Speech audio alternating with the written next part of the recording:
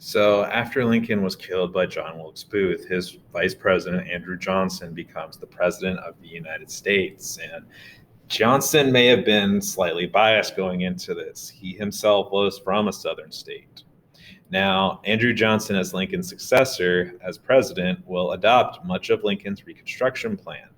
But you could say that Andrew Johnson got a little bit too forgiving. I mean, that was Lincoln's goal, was forgiveness, but Johnson may have taken a step farther. He's going to offer pardons to high-ranking military and political Confederate leaders who personally requested them. And if you get pardoned, that means you committed a crime, but you're basically forgiven for it and it is stricken off your record. This will lead to a massive problem. Johnson's authority in leading the Reconstruction of the South was challenged by congressional leaders who were angered by the South's enactment of black codes and the election of high-ranking former Southern leaders to Congress. Andrew Johnson basically allowed the people who led the Southern states to secede to come back and have their jobs that they had before the war, after the war. So in some regards, due to Andrew Johnson's methods, the only thing that had really changed was that slavery was abolished. These same people are in charge now. Now, that's not to say good didn't come out of this.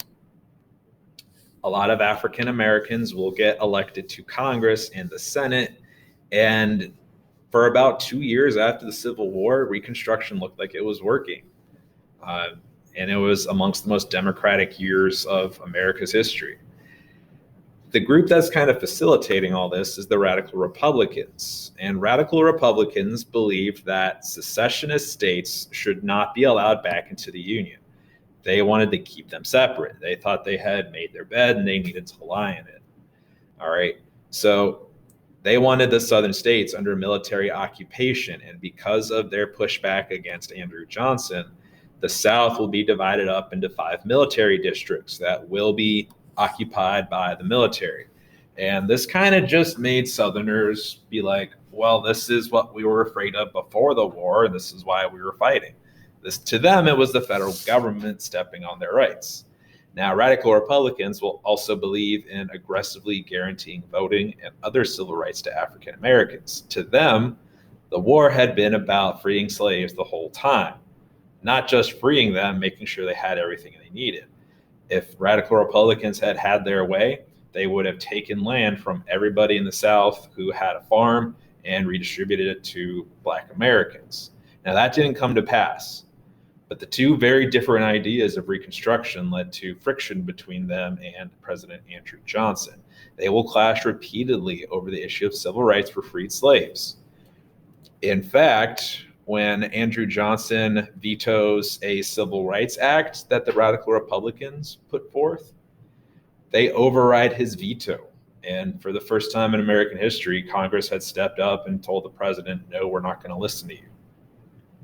Okay. Now, this also leads to Andrew Johnson's inevitable impeachment. Radical Republicans did not believe Andrew Johnson was doing his duty as president to ensure everyone was treated fairly and equally in the United States. Now, while they tried to remove him from office, Andrew Johnson was not removed. They did not find him guilty. But what Andrew Johnson had done was he had set the stage for Southern states to once again take power in the South, and Southern leaders in Southern states are not going to change a thing. Too many people had made too much money off of white supremacy to want Black Americans to be treated fairly. And it's that kind of supremacy that's going to carry forward into what we will know as the Jim Crow era, where the segregation of races is going to become the norm.